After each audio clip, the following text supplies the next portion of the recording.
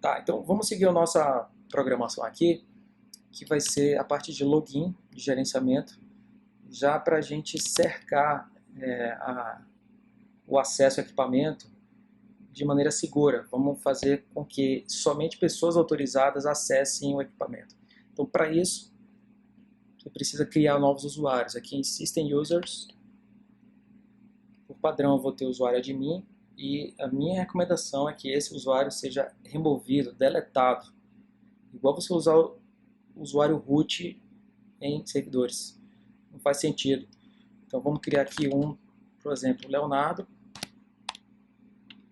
E aqui é a minha senha. Tá?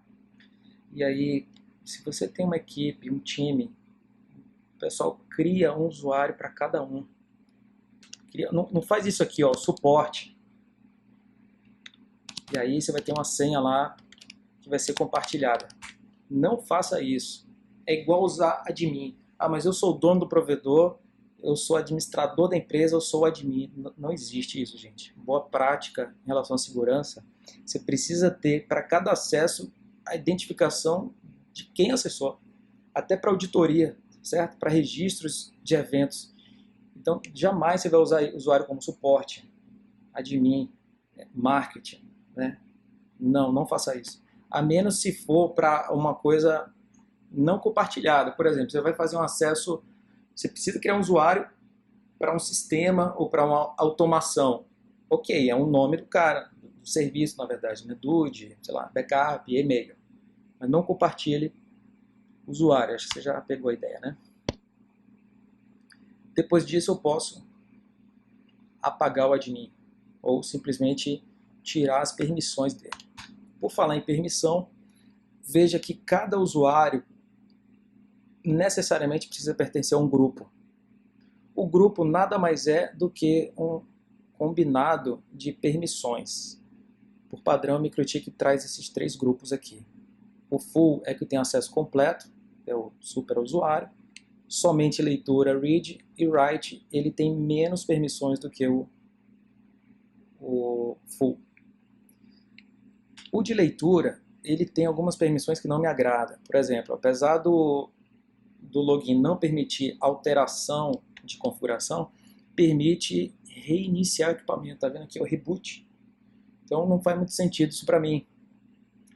Aí você pode filtrar as permissões, desmarcando, selecionando as políticas adequadas aqui.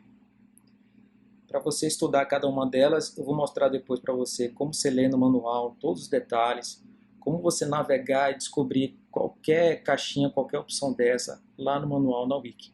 Mas aqui, ó, você põe o mouse em cima, ele já revela aí uma dica do que serve aqui. Então eu tenho aqui acesso remoto, sensitive é uma informação importante. Quando a gente fala de senha, de acesso de usuário de acesso à internet agora, se você for fazer autenticação de VPN, hotspot, ou até mesmo fazer uso de radios, ou a senha do Wi-Fi, né? Você tem aquela chave lá WPA do Wi-Fi. Qualquer segredo pode ser revelado pelo usuário que tem essa permissão de sensitive. É isso que é considerado informação sensível. Então, o usuário que tem a permissão de sensitive pode vir aqui, ó, em Settings e desmarcar essa opção Hide Password. Quando você desmarca isso, as senhas todas são reveladas. Aquelas senhas que são estrelinhas, olha aqui, ó. Senha. Eu vou colocar um IP aqui só para exemplificar. Mas está vendo? Essa senha aqui, ela vira um segredo depois, tá? Com estrelinha. E só quem pode revelar isso é o usuário que tem aquela permissão de sensitive. Então o que você pode fazer? Criar grupos novos de acordo com a tua demanda, ou simplesmente ajustar esses aqui e criar os usuários individuais para cada um. Faça isso. O usuário admin, no final das contas, você pode remover ou pode converter ele para leitura, tá certo? Questão de segurança. Isso você replica em todos os equipamentos. Vou usar como exemplo apenas esse de borda nesse caso.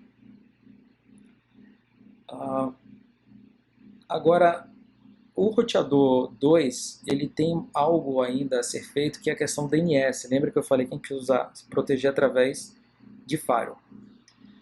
Mas ainda sobre acesso ao equipamento, aqui em Services, isso eu abri no início da nossa aula, IP Services. Quando você tira o roteador da caixa, gente, ele já vem com todos esses serviços habilitados rodando no seu equipamento.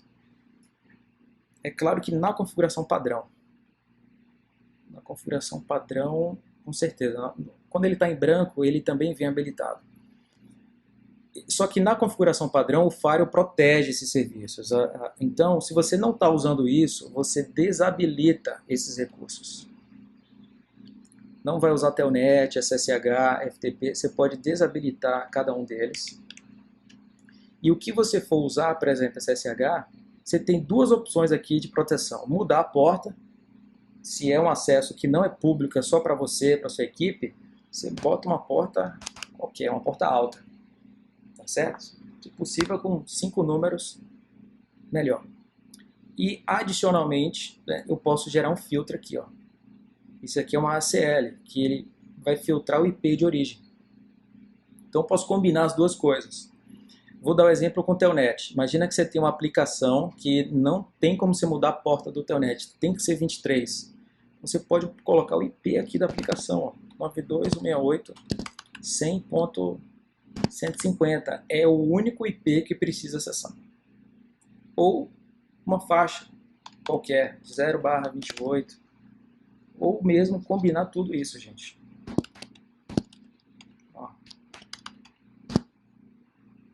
Isso vai somar a segurança do acesso ao equipamento para evitar a exposição.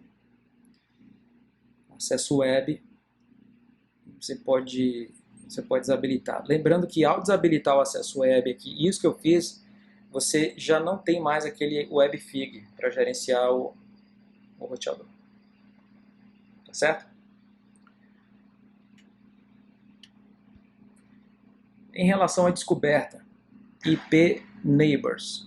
Isso aqui, por padrão, ele tem uma limitação através do uso de uma lista que respeita também a configuração padrão do router. Ele usa uma lista chamada LAN. Então, a configuração padrão vai deixar você seguro, você não precisa se preocupar. A questão é que, para a produção, você não usa a configuração padrão. Você sempre vai mexer, especialmente para provedor. Para residência, você fica tranquilo. Mas o que está escrito aqui? Ó? Eu vou rodar o processo de neighbor e discovery em qualquer interface não dinâmica. Ó, dynamic, não. Sempre que tiver uma caixinha desse jeito, significa a opção de negação do campo. Isso é uma exclamação, ok? Uma exclamação aqui, ó. Not. Qualquer interface. Então, por padrão, eu habilito a vizinhança, inclusive para a interface externa da operadora. Isso não é desejável. É um serviço que é privado. Então, você precisa limitar isso. Como que eu faço? Aqui, ó. Crio uma lista chamada LAN agora, para você ter total controle do que vai acontecer. Essa lista LAN, eu vou adicionar as interfaces de fato que são internas. Aí você pode usar a sua imaginação. Você pode criar uma lista Discovery. Se você não quiser amarrar uma coisa com a outra, aqui ó, Discovery. E usa essa lista Discovery aqui, gente. Beleza? Aqui as listas. Acontece que se eu usar Discovery aqui, o que vai acontecer? Ninguém vai me enxergar, né? Porque a lista está em branca. Eu só criei a lista. Ó. Então, o que acontece? Eu não enxergo ninguém e ninguém me enxerga. Ninguém me enxerga. Se eu vier agora em R2, opa,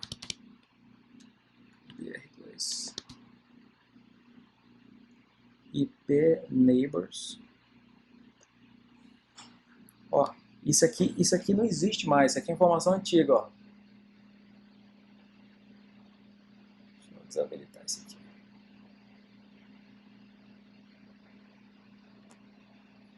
Então ninguém enxerga ninguém. Para eu voltar a acessar, eu preciso colocar a informação útil aqui, que é LAN, por exemplo. Que LAN eu inseri a Ether2. Opa, apareceu, né? Até que enfim. E você lembra que antes tinha dois vizinhos, o da Ether2, que é o router 2, veja ele aqui, ó, R2, mas tinha também o roteador da internet.